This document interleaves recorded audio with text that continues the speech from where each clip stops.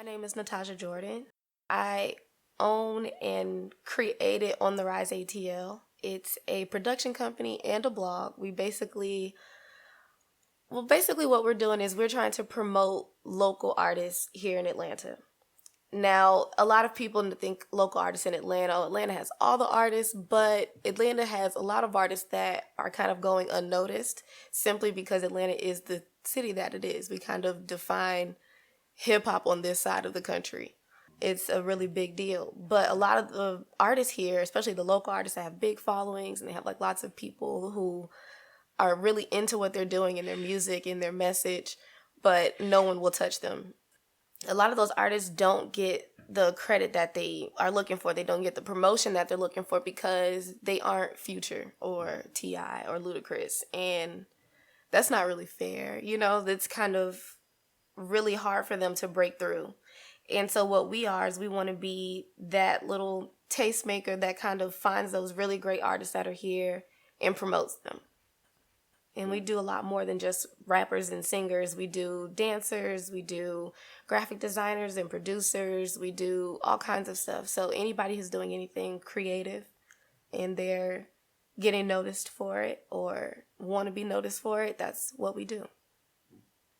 It actually started because I wanted to make a video portfolio for when I started looking for jobs after I graduated.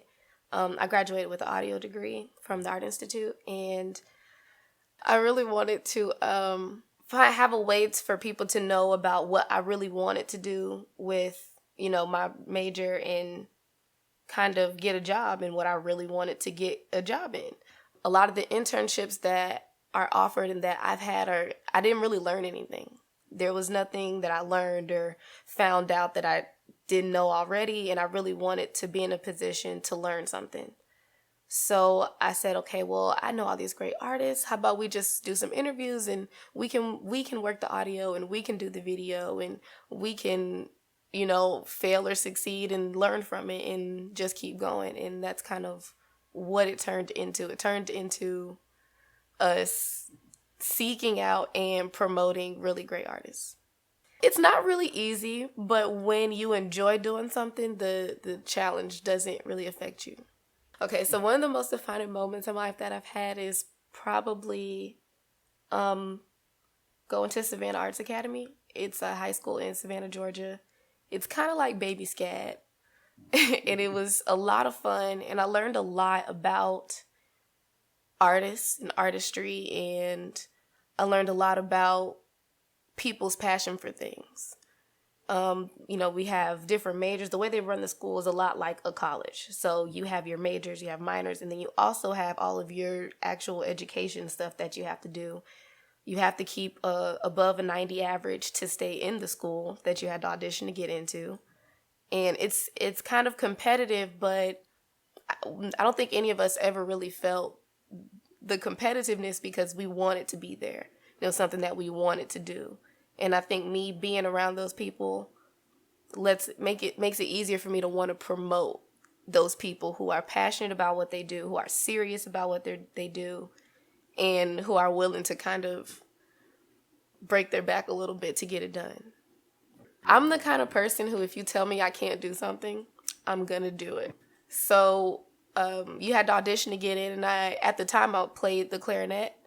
And I said, you know what? I'm going to go for vocal and I'm going to sing to get in. My mom's like, you can't sing. But I got in off of singing and I kept singing. It was a lot of fun. And I love music. Singing isn't really my passion, but I think what I do now, which is kind of like I really just talk to people and I'm super weird with it. And that's kind of what I want to do forever. Now hopefully there's a job out there for me, but I am kind of in the process of creating my own. Something that I'm really proud of, this is probably going to be surprising, but I'm proud of my little sister.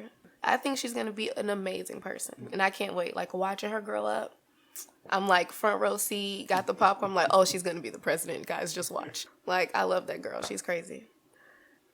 I have 2 books that I think are really great books. They kind of really mess with you psychologically. Kite Runner is a very good book. I mean, it was such a good book that I literally had to stop. It made me upset. I had to stop reading it I got a little emotional. I had to put it down for like a couple weeks and then come back and finish. It was a really, really good book. The movie is great, but the book is like amazing. And Book Thief is a good book. Yeah, the narrator is deaf himself. So he's like telling the story of two other people. It's very interesting. The way that they do it is so beautiful. I like it. Yeah, you guys should read it. They're good books. Something that I do to keep myself focused in what I have to do is I write things down. If I have a list in front of me, it's hard for me to leave it unfinished. Like eventually I'm going to come back and be like, oh, I didn't do this thing. Let me go ahead and check this off. And I think that really helps me because my mind is everywhere. I have a creative person's mind and not like a science and math person's mind. So my mind it's like a beautiful mind in here. Everything is just everywhere, but I know where it is. Mm-hmm. I definitely need lists or something visual to like, oh yeah, that's what I'm supposed to be doing today. I don't think I always knew that it was a creative thing. I thought that it was just how I thought everyone was like this because my whole family is kind of like this. They're all kind of entrepreneurial. I thought that everyone was like this, but as I grew up, I realized, no, some people just are fine with just doing whatever forever. And, that's cool for them. But I could never, I've never been that way. I've always been, I have to get stuff done. Yeah. Like I was the kid that my mom would bring in extra workbooks to my teacher at the beginning of the year and say, look, when she's done, just don't tell her, just give it to her. She needs to be doing something. I think the best thing that happens to me is when I have strangers either just walk up to me and be like, I'm so proud of you for what you're doing. And I'm like, oh, been paying attention? Oh my gosh. I think that's cool when other people actually kind of know what I've been doing without me telling them, or people that be like, you know what, I have seen On the Rise. Oh, that's what you're doing. So I think that's cool. Outside of people that already know me, that we've only been operating really for real for like a year. So March was our anniversary. And I thought, so I was like, oh, that's cool. But this year is our second year. So what we're doing, we're kind of switching things up.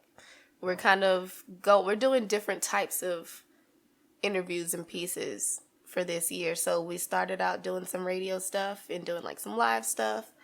And now we're switching over into doing kind of like profile pieces with artisans and going with them to concerts and all kind of stuff. It's kind of going and doing different things. So we're going to keep trying things that we haven't done before and seeing how they turn out.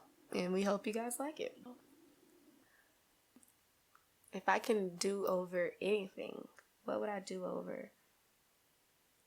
I'm not really a regretful kind of person, so I don't think that I would do anything particularly differently because everything that I've done has kind of taught me something. And if I hadn't have done it, then I probably still wouldn't know it now, and that'd probably still be dumb. So I don't think I would do anything differently. I think the more that I do things, I would rather do something wrong and learn from it than do something wrong repetitively. I think that's something more that I wouldn't do. We have a lot of good stuff coming up for this month. You can turn to ontheriseatl.com every Thursday at 7. And we're going to have a new video out for you guys. We just did a lot of radio interviews with WAEN TV. You can see those on our YouTube channel or on our website. We basically just did a shoot at a music festival in Tennessee. And that was very interesting. It was our first music festival. So it's a lot of footage. We're promoting some Atlanta artists. There's some producers, there are musicians, there's rappers, there's a little bit of everything. And we followed them up to Tennessee and back down again, so you guys get to see that. Oh, and we have a lot of concerts coming out too. So we have a lot of shows that we're going with artists to their shows. So it's kind of, you get to see some behind the scenes on some of your favorite local talent. I'm really excited about it because I'm just a fly on the wall. It's a lot of fun, and I hope you guys have fun watching it. Share it. Show everyone. Take it to work with you. So for the next year, we are going to be continuously changing our format. The reason for it is a part of On the Rise is that we are all learning. There's always more to learn in any field that you're in. So For this year, we're taking in interns. If you guys want to apply, go to the website. But we're taking in interns. We're taking in, people who are also passionate about, artistry, basically, and supporting local talent. So what we're going to be doing is we're going to be doing different things. We're going to be doing concerts. We're going to be doing festivals. We're going to be doing profile pieces. We're going to do small businesses. We're going to do a lot of stuff. And it's not only to better ourselves, but we're also going to be having a lot of those people tell you their story and their challenges so that you guys can learn from it as well. Watch. That's what we do. You can go to ontheriseatl.com. We're on Instagram, ontherise_ATL. Our YouTube channel is On the Rise TV. Follow us everywhere. Everywhere is On the Rise ATL, really. So follow us. The artists that we have out right now, we have James Worthy. He's a producer. He produces for Sarah Stokes. He produces for, so many people. Truth Hurts.